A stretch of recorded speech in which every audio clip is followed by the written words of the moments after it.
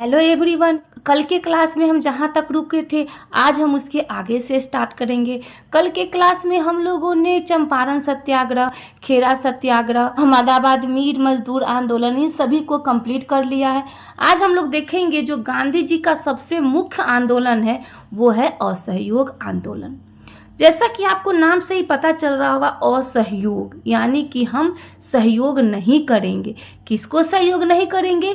तो अंग्रेजों को सहयोग नहीं करेंगे। तो किस चीज़ से सहयोग नहीं करेंगे? तो अंग्रेजों की नीतियों से हम क्या करेंगे? असहयोग करेंगे। जैसा आप यहाँ नाम से भी आप देख सकते हैं, नॉन कोऑपरेशन मूवमेंट, यानी कि हम अंग्रेजों को सहयोग नहीं करेंगे, असहयोग हम करेंगे। अब बात आती है कि असहयोग आंदोलन की घोषणा कब होती है। तो असहयोग आंदोलन की घोषणा होती है 28 जुलाई 1920 को। ये डेट याद रखिएगा। असहयोग आंदोलन की घोषणा पूछा जाता है। असहयोग आंदोलन जो है बहुत ही इम्पोर्टेंट टॉपिक है बीपीएससी के लिए। इससे बार बार एग्जाम में एक दो नहीं कई प्रश्न पूछे जाते हैं और इससे मैं जितना भी करवा रही हूँ बहुत ही इम्पोर्टेंट टॉपिक है। इससे क्वेश्चन बहुत ज़्यादा पूछे ही जाते हैं। अब बात आती है कि इसकी शुरुआत कब हुई थी। तो घोषणा हो चुकी थी 28 जुलाई 1920 को और इसकी शुरुआत हुई थी 1 अगस्त 1920 को। और 1 अगस्त को ही तिलक की मृत्यु हो जाती है। तिलक की मृत्यु के बाद दो बातें आती है। पहली बातें क्या होती है? पहली बातें होती है कि 1 वर्ष के अंदर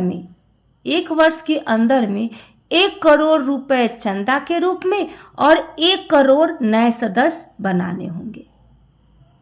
इसको समझिएगा। मतलब कि जब तिलक की मृत्यु होती है तो कहा गया कि 1 वर्ष के अंदर में ही 1 करोड़ रुपए चंदा के रूप में हमें वसूलना होगा और 1 करोड़ जो है नए सदस्य हमें बनाने होंगे। किसने कहा? ये कांग्रेस ने कहा। और वही जो 1 करोड़ रुपए का जो चंदा लिया गया उसका नाम रखा गया तिलक स्वराज कोष। तिलक स्वराज कोष का जो काम क्या था? तो इसका काम था कि आंदोलन संचालित करना और जिससे तिलक स्वराज कोष से जो पैसे आएंगे उसका काम हमें क्या काम करना है? तो उसका काम करना है आंदोलन को संचालित करना, यानी कि आंदोलन में जो खर्चे आएंगे उसका संचालित करना और 20 लाख चरखा बांटना। तिलक स्वराज कोष से ही 20 लाख चरखा बांटने का भी व्यवधान किया गया। अब उसी समय अब यहाँ पे बात आती है कि आखिर स्थगित कब हुई। तो इसी बीच 2 साल के अंदर में ही ये 1 अगस्त 1920 को शुरुआत ही हुई थी कि चौरा चौरी घटना के कारण 12 फरवरी 1922 को असहयोग आंदोलन स्थगित हो जाती है। ठीक है। अब हम लोग आगे देखते हैं। आखिर कोई भी आंदोलन का कुछ न कुछ कारण जरूर होता है। तो असहयोग आंदोलन का भी कारण रहा होगा। तो असहयोग आंदोलन का कारण क्या था? तो असहयोग आंदोलन का सबसे पहला जो कारण था, ये एग्जाम में पूछा जाता है असहयोग आंदोलन के कारण के बारे में कि निम्नलिखित में से कौन असहयोग आंदोलन का कारण है। तो ये 4 कारण आपको ध्यान में रखने होंगे। पहला है जालियांवाला बाग हत्याकांड और दूसरा है रॉलेट एक्ट। जालियांवाला बाग हत्याकांड के कारण ही क्या हुआ है? जालियांवाला बाग हत्याकांड क्यों हुआ? क्योंकि भारत के अंदर रॉलेट एक्ट पारित हुआ और रॉलेट एक्ट का विरोध हो रहा था। उसी के संदर्भ में पंजाब में जालियांवाला बाग नरसंहार हुआ। महात्मा गांधी ने हंटर कमीशन की जांच पर उंगली उठाई और गांधी जी ने कहा कि हम हंटर कमीशन की जांच से खुश नहीं है, संतुष्ट नहीं है। तो गांधी जी ने तहकीकात समिति बनाई और गांधी जी ने कहा कि तुम अगर हमारी बातों को नहीं मानोगे तो हम क्या कर देंगे? हम असहयोग आंदोलन शुरू कर देंगे। तीसरा है मॉन्टेग्यू चेम्सफोर्ड सुधार। इसी टाइम पीरियड में एक और सुधार हुआ था जिसको हम कहते हैं मॉन्टेग्यू चेम्सफोर्ड सुधार। यही मॉन्टेग्यू चेम्सफोर्ड सुधार था जिसमें प्रांतों में उत्तरदायी सरकार बनाने की घोषणा की थी और भारत में चुनाव कराने का भी प्रावधान दिया गया था। और चौथा था प्रथम विश्व युद्ध। अभी फर्स्ट वर्ल्ड वार समाप्त हुआ था। आपको पता होगा कि 1914 से लेके 1918 तक प्रथम जो वर्ल्ड वार होता है तो 1918 में अब तुरंत ही प्रथम वर्ल्ड वार समाप्त हुआ था और महंगाई जो थी अपने चरम पर थी, बेरोजगारी भी अपने चरम पर थी। लोग चाहते थे कि किसी भी तरह से हमारी इनकम बढ़े। ये सब कारण लोगों का हुआ करता था। असहयोग आंदोलन का प्रस्ताव कब कब पारित हुआ है? तो असहयोग आंदोलन का प्रस्ताव पारित हुआ है 3 बार। सबसे पहले बिहार प्रांतीय कांग्रेस ने अपने 12वें अधिवेशन में भागलपुर में डॉक्टर राजेंद्र प्रसाद की अध्यक्षता में पारित किए। याद रखिएगा, सबसे पहले असहयोग आंदोलन का प्रस्ताव कहाँ हुआ था? तो बिहार में। और बिहार में जो प्रांतीय कांग्रेस का अधिवेशन था वो 12वां अधिवेशन था, जो कि भागलपुर में था और इसके अध्यक्ष हुआ करते थे डॉक्टर राजेंद्र प्रसाद। इसी के आनन फानन में विशेष अधिवेशन बुलाया गया। कांग्रेस ने विशेष अधिवेशन बुलाया कि राज्य स्तर पर जो है असहयोग आंदोलन का प्रस्ताव पारित हो गया है, लेकिन राष्ट्रीय स्तर पर अभी असहयोग आंदोलन का प्रस्ताव पारित नहीं हुआ है। इसी कारण से कांग्रेस ने आनन फानन में विशेष अधिवेशन बुलाया। विशेष अधिवेशन का डेट कब था? तो 4 सितंबर 1920 को विशेष अधिवेशन बुलाया गया था। और अधिवेशन का जगह कहाँ था? तो कलकत्ता। हमने इसको कांग्रेस के अधिवेशन में हमने इसको कंप्लीट किया है और इसके अध्यक्ष बनाए गए थे लाला लाजपत राय को। ये सब तो आपको पता ही होगा। और ये जो असहयोग आंदोलन का प्रस्ताव पेश किसने किया था, ये क्वेश्चन बीपीएससी बार बार पूछता है। तो असहयोग आंदोलन का प्रस्ताव पेश किए गए थे CR दास के द्वारा। ठीक है। और जब CR दास जो थे वो असहयोग आंदोलन का प्रस्ताव पेश किए थे तो इनके समर्थक बहुत सारे नेता हुआ करते थे, जिसमें सबसे जो पहला नाम आता है वो आता है मोतीलाल नेहरू का, फिर आता है शौकत अली का, सैफुद्दीन किचलू का, याकूब हसन का, जितेंद्र नाथ का। ये नाम आपको बार बार एग्जाम में इससे भी पूछे जाते हैं कि कांग्रेस के प्रस्ताव असहयोग आंदोलन का प्रस्ताव जिसने पेश किया था उसके समर्थक कौन, निम्न में से कौन थे या निम्न में से कौन नहीं थे। उसके बाद फिर वार्षिक अधिवेशन होती है और वार्षिक अधिवेशन का डेट होता है 26 या 28 दिसंबर 1920 को और ये अधिवेशन होता है नागपुर में। ये TRE 2 में ये क्वेश्चन पूछा गया है और इसका अध्यक्ष बनाए गए थे वी राघवाचारी को। तो आपको समझ में आ गया होगा कि असहयोग आंदोलन का प्रस्ताव 3 बार पारित किया गया है। ध्यान में रखिएगा, इससे क्वेश्चन अगर पूछे तो आप इसमें से एक भी क्वेश्चन नहीं छोड़िएगा।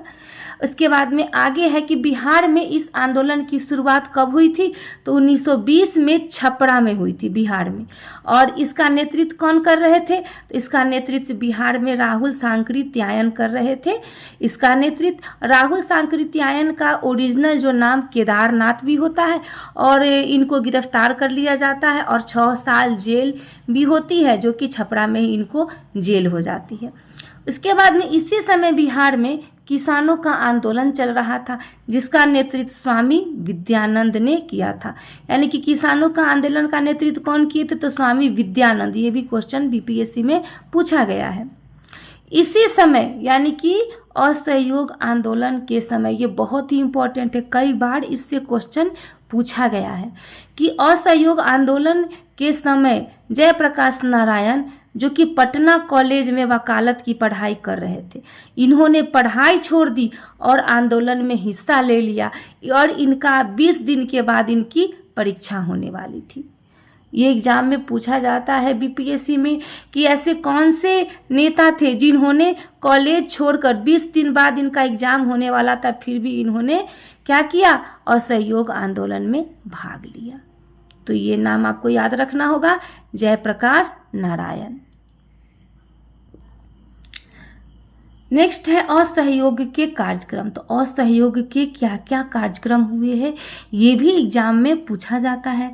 तो सरकारी उपाधियों का त्याग किया गया। जो भी सरकारी उपाधि थी, हमने सरकारी उपाधियों के बारे में पीछे पढ़ा है, तो सरकारी उपाधियों का इसमें भी त्याग किया गया। स्कूल कॉलेज का बहिष्कार किया गया और उसके जगह पर विद्यापीठ की स्थापना की गई। नेक्स्ट है असहयोग के कार्यक्रम। तो असहयोग के क्या क्या कार्यक्रम हुए हैं ये भी बीपीएससी में काफ़ी पूछा जाता है। तो इसके सबसे पहला जो है सरकारी उपाधियों का त्याग किया गया। असहयोग आंदोलन के दौरान जो था सरकारी उपाधियों का त्याग किया गया, स्कूल कॉलेज का बहिष्कार किया गया और उसके स्थान पे किसकी स्थापना की गई, तो विद्यापीठ की स्थापना की गई। काशी विद्यापीठ खोला गया, बिहार विद्यापीठ खोला गया, गुजरात विद्यापीठ खोला गया, बंगाल विद्यापीठ खोला गया और जामिया मिलिया विद्यापीठ खोला गया। उसके बाद विदेशी वस्तुओं का बहिष्कार किया गया और भारत में कारखाने खोले गए।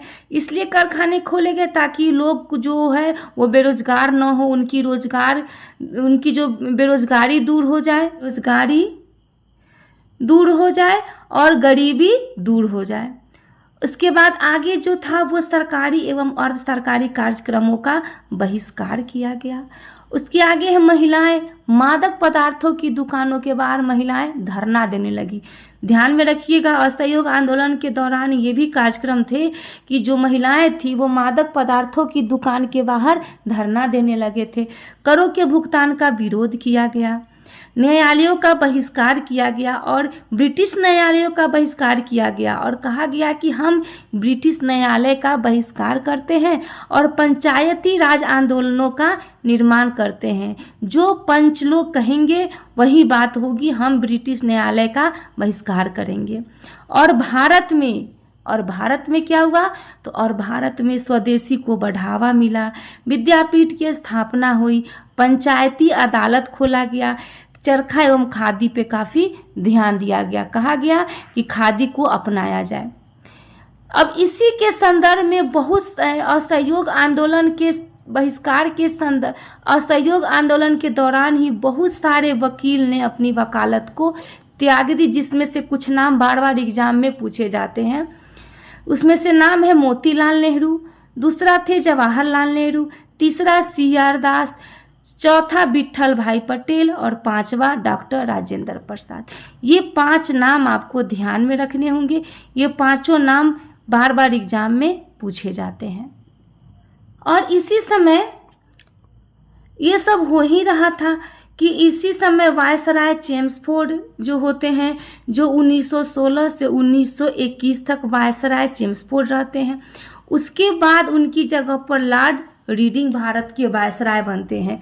तो लॉर्ड रीडिंग भारत के नए वायसराय बने और महात्मा गांधी ने कहा कि आंदोलन हिंसक होना चाहिए और इसमें सभी लोगों का समर्थन होना चाहिए। इसका मतलब है कि इस आंदोलन में हम हिंसा का प्रयोग नहीं करेंगे, कोई भी व्यक्ति इसमें हिंसा का प्रयोग नहीं करेगा असहयोग आंदोलन में। और समाज के सभी वर्ग आंदोलन का समर्थन करेंगे। और समर्थन में कौन से वर्ग, तो महिला वर्ग, युवा वर्ग, चाहे वो महिला वर्ग हो, चाहे वो युवा वर्ग हो, चाहे वो किसान वर्ग हो, चाहे वो जमींदार वर्ग हो, चाहे वो मध्यम वर्ग हो, चाहे मुसलमान वर्ग और चाहे मजदूर वर्ग हो, ये सब क्या करेंगे, आंदोलन का समर्थन करेंगे। ये सब घटनाएं हो ही रही थी कि अचानक इसी बीच में एक घटना घट जाती है।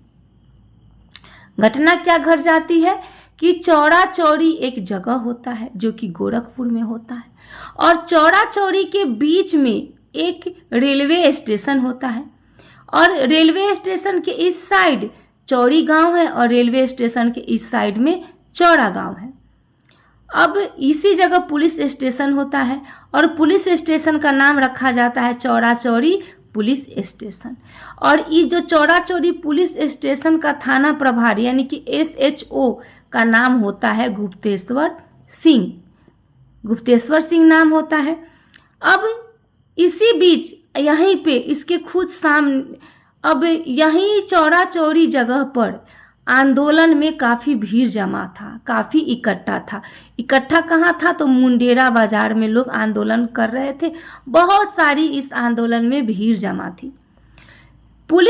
इसी समय पुलिस स्टेशन पर लोगों ने हमला बोल दी और पुलिस स्टेशन भीड़ जमा थी तो अंग्रेजों ने इस भीड़ पे लाठियां बरसाना शुरू कर दी। जैसे ही अंग्रेजों ने इस भीड़ पे लाठी बरसाना शुरू की, लोगों ने क्या कर दिया, पुलिस स्टेशन पर लोगों ने हमला बोल दी और आग लगा दी। आग लगाने के बाद 22 पुलिस वाले इसमें जिंदा जल गए। और जब जिंदा जल गए तो इन सब पे जब जिंदा जल गए तो जितने भी आंदोलनकारी थे उस सब आंदोलनकारी पे क्या हुआ, मुकदमा हुआ।